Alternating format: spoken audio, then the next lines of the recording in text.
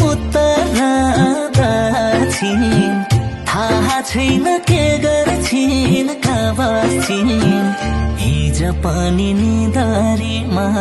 झस्काएर गयो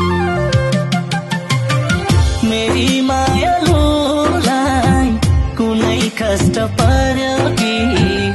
आज पनि